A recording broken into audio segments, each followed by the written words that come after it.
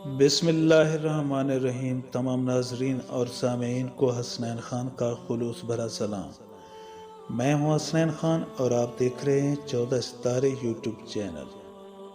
معزز دوستو، بصرہ کے اطراف میں ایک شخص اس دار فانی سے کوچ کر گیا تھا، اور چونکہ وہ گناہوں میں اتنا زیادہ ملوث تھا کہ کوئی بھی اس کی تشییع جنازہ کے لیے تیار نہ ہوا۔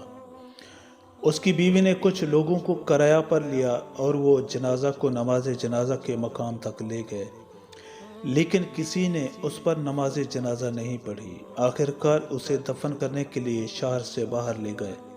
اسی اطراف میں ایک مرد زاہد بھی رہتا تھا اور وہ بہت مشہور تھا۔ لوگ اس کی سچائی اور پاک دامنی پر بھروسہ کرتے تھے۔ لوگوں نے دیکھا کہ وہ مرد زاہد اس جنازہ کا منتظر ہے۔ جیسے ہی جنازے کو زمین پر رکھا، وہ قریب آیا اور اس نے کہا کہ نماز جنازہ کے لیے تیار ہو جاؤ، اور اس نے خود نماز جنازہ پڑھائی۔ زیادہ دیر نہ گزری تھی کہ یہ خبر شہر میں پہنچ گئی۔ لوگ ماجرا معلوم کرنے اور زائد سے عقیدت کی بنا پر ثواب حاصل کرنے کی غرض سے گروہ گروہ آتے رہے اور اس جنازہ پر نماز پڑھتے تھے۔ سب اس واقعہ سے حیرت زدہ تھے۔ آخرکار لوگوں نے زائد سے پوچھا کہ آپ نے کیسے اس جنازے کے آنے کے بارے میں اطلاع حاصل کی؟ مرد زاہد نے کہا کہ میں نے خواب میں دیکھا کہ مجھ سے کہا جا رہا ہے کہ جاؤ اور فلاں جگہ پر کھڑے ہو جاؤ، وہاں ایک جنازہ لائیں گے جس کے ساتھ صرف ایک عورت ہوگی، اس جنازہ پر نماز پڑھو کہ اسے بخش دیا گیا ہے۔ زاہد نے اس عورت سے پوچھا کہ تمہارا شوہر کون سا نیک عمل انجام دیتا تھا جس کی وجہ سے اسے معاف کر دیا گیا ہے؟ عورت نے کہا کہ وہ تو رات دن گناہوں میں ملوث رہتا تھا۔ زاہد نے پوچھا کیا کوئی نیک کام بھی کرتا تھا؟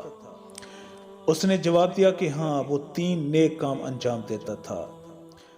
رات میں جب بھی مستی سے ہوش میں آتا تھا تو گریہ کرتا تھا اور کہتا تھا کہ خدا تو مجھے جہنم کے کس گوشے میں جگہ دے گا۔ دوسرا، جب صبح ہوتی تھی تو کپڑا بدلتا، غسل کرتا اور وضو کر کے نماز ادا کرتا تھا۔ اور تیسرا، اس کا گھر کبھی بھی 2-3 یتیموں سے خالی نہیں رہتا تھا۔ وہ یتیموں سے اتنی محبت اور شفقت کرتا تھا کہ جتنی اپنے بچوں سے بھی نہیں کرتا تھا۔ معزز دوستو، ہم امید کرتے ہیں کہ آپ کو ہماری یہ ویڈیو اچھی لگی ہو۔ اگر آپ کو ہماری یہ ویڈیو اچھی لگے تو پلیز آپ ہمارے چینل کو سبسکرائب اور اس ویڈیو کو لائک ضرور کیجیے۔ اب ہمیں اپنی اگلی ویڈیو تک کے لیے اجازت دیجیے، اس دعا کے ساتھ کہ اللہ پاک آپ کو اپنی حفظ و امان میں رکھے۔ اپنا بہت زیادہ خیال رکھیے گا۔ شکریہ۔ خدا حافظ۔